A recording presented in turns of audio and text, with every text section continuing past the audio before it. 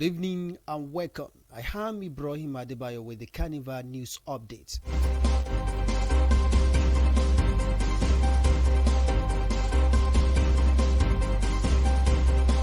Senate President Godswin Akpabio has stated that the introduced national anthem, Nigerian We LD, is not a colonial anthem but a Nigerian one. He said this during a visit to the Nigerian Institute of Legislative and Democratic Studies in Abuja. According to Akpabio, people who argue that the reintroduced item is a remnant of colonialism are ignorant of the law and have no understanding of the history of the nation. The Senate President said a group of Nigerians was formed in 1959, which received suggestions from all over the world regarding the anthem and approved the anthem then. Akpabio also added that the introduced anthem could have prevented banditry and insecurity if the country had left it as the anthem.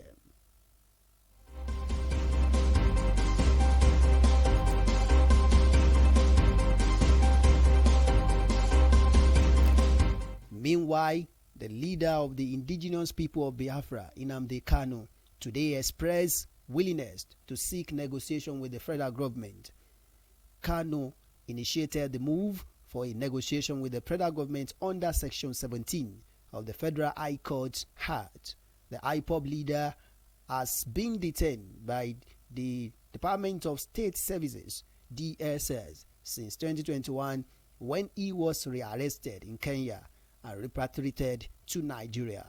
Since his return, the IPOB leader has been facing trial for terrorism-related charges before an Abuja Federal High Court. Speaking through his lead counsel, Aloy Ejimako, Kanu informed the Abuja Federal High Court of his negotiation after he moved two applications brought before the court, adding that if the applications are denied, they will move for implementation of Section 17 of the Federal High Court.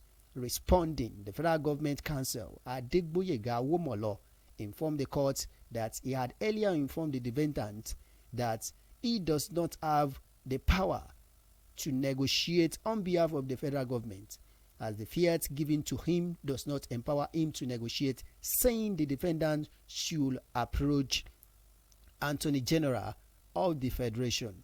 In her reply, Justice Binta Nyako said the court was not a solicitor but only to hear cases.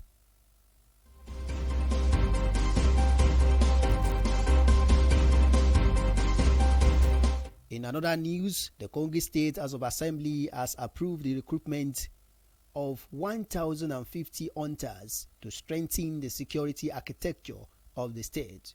The Assembly gave the approval today during plenary in Lokoja.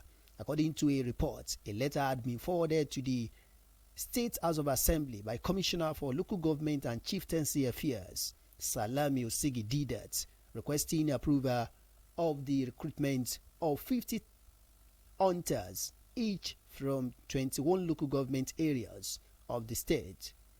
After reading the letter at the plenary, the Speaker of the House, Aliyu Umar Yusuf, noted that it was previously resolved by the lawmakers that given the security challenges in the state and the shortage of manpower, there was a need for recruitment to take place.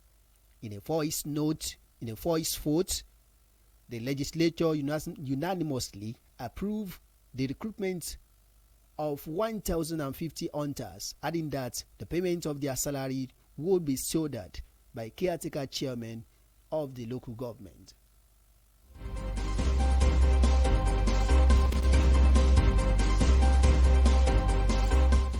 On the foreign scene, Ramaphosa was sworn in for a second term in Pretoria, the South African capital.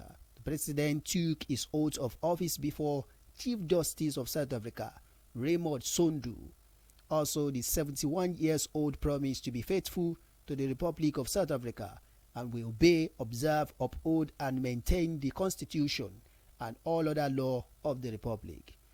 He swearing-in witnessed dignitaries from all over Africa and the world, including the President Bola Ahmed Tinubu of Nigeria and former President Olusegun Obasanjo.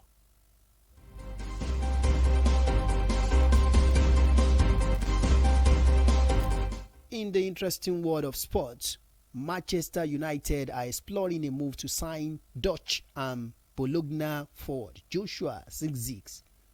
The 23-year-old, born to a Nigerian mother, enjoyed a good debut season with the Italian side, helping the team qualify for the Champions League for the first time in the club history. The English side are looking to recruit a new forward following the departure of Anthony Martial. According to the report, United faces stiff competition from Italian side AC Milan as they are willing to pay its release clause of €40 million and have agreed personal terms with the striker. Zirkzee was forced to cut short his holiday in Florida this month after receiving a last-minute call by the Netherlands for their Euro 2024 campaign. Zirkzee scored 11 goals in 34 Serie A games last season.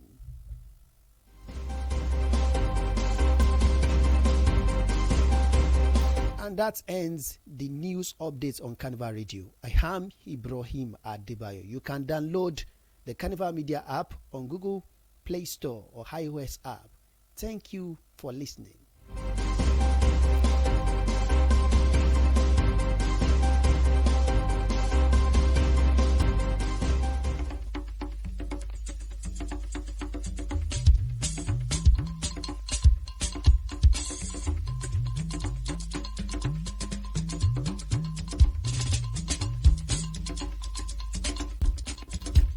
Ẹ kú ìrọ̀lẹ́ o, àkójọpọ̀ ìròyìn lámúwá sétí gbọ̀yìn láti iléeṣẹ́ Carnival Radio. Ibrahim Adébáyọ̀ lóníròyìn yín.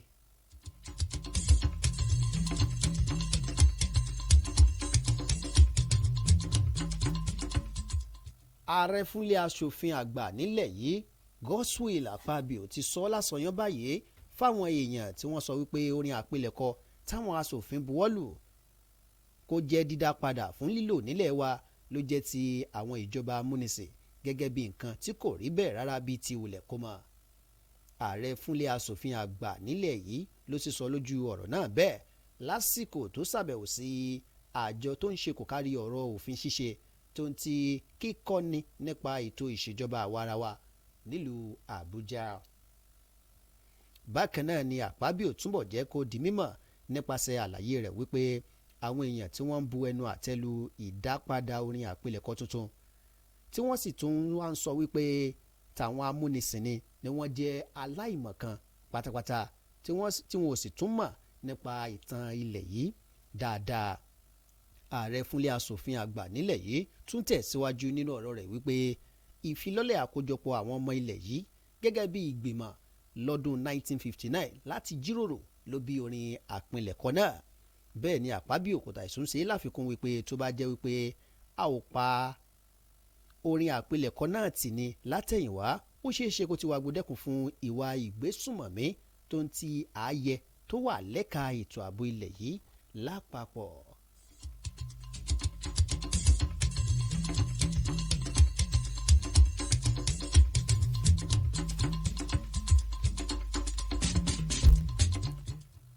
Nínú ìròyìn míì ẹ̀wẹ̀, olórí fún ikọ̀ ajìjàgbara IPOB Indigenous People of Biafra Nnamdi Kanu ló ti sọ di mímọ̀ wípé òun ti ṣetán láti ní àsọyépọ̀ tó gúnmọ́ pẹ̀lú ìjọba àpapọ̀ lónìí.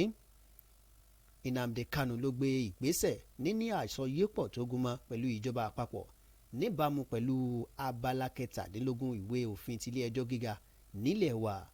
Àjọ ọ̀tẹlẹ̀múyẹ́ ni wọ́n ṣe bẹ́ẹ̀ fi kélé òfin gbé adarí ikọ̀ IPOB ọ̀hún lọ́dún 2021 lásìkò tí wọ́n fi sìnkún òfin gbé lórílẹ̀‐èdè Kenya tí wọ́n sì gbé padà wá sílẹ̀ Nàìjíríà. Látìgbà náà ló ti ń fojú winá ìwà ẹ̀sùn ìgbésùnmọ̀mí tí wọ́n fi kàn án níwájú ilé ẹjọ́ gíga tìlú Àbújá.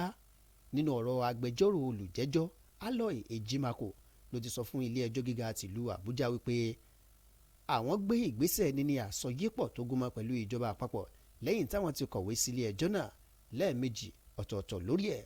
tó sì jẹ́ pé tílé ẹjọ́ ọ̀hún bá kọ̀ jálẹ̀ láti gba ohun táwọn ń béèrè fún láàyè àwọn yóò tọwọ́ òfin míì bọ́ lẹ́yẹ ọ̀sọ́kà.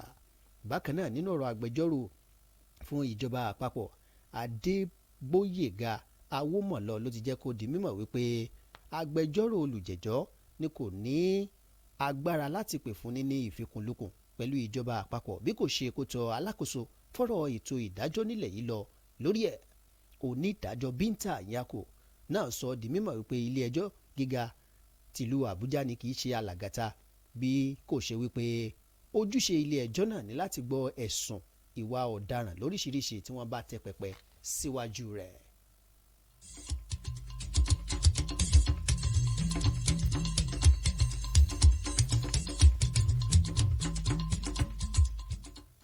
ilé asòfin ti ìpínlẹ̀ Kogi ni wọ́n ti ṣe bẹ́ẹ̀ buwọ́lu gbígba àwọn ọdẹ ìbílẹ̀ tí wọn kò dín ní 1,050 níye lójúnà àti túbọ̀ so okùn ètò ààbò ìpínlẹ̀ náà lé dáadáa sí i. ilé asòfin ìpínlẹ̀ Kogi ni wọ́n buwọ́lu ètò gbígba àwọn ọdẹ ìbílẹ̀ náà lónìí níbi ìpàdé ilé asòfin tó wáyé nílùú Lọ́kọjà.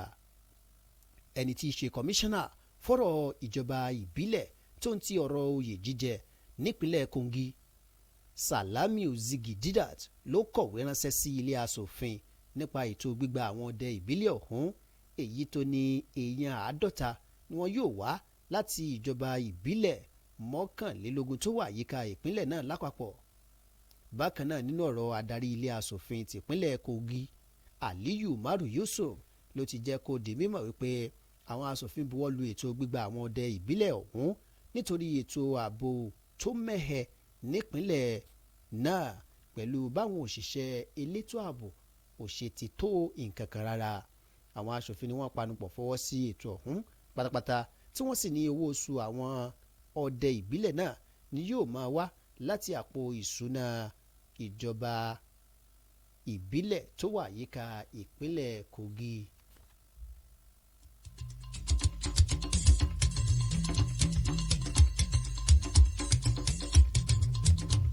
kò ní jù báyìí lọ lórí àkójọpọ̀ ìròyìn láti ìkànnì Carnival Radio. Ibrahim Adébáyọ̀ ló ti mú ìròyìn ọ̀hún wá sétí ìgbọ̀yìn kẹ́ ẹ gbádùn ọjọ́ yín síwájú àti síwájú sí i. bákan náà lẹ láǹfààní láti dánlóòdù áàpù Carnival ní ìtàkùn ayélujára App Store tàbí Google Play Store. kò ní jù báyìí lọ lórí àkójọpọ̀ ìròyìn kẹ́ ẹ ní ọjọ́ rere o.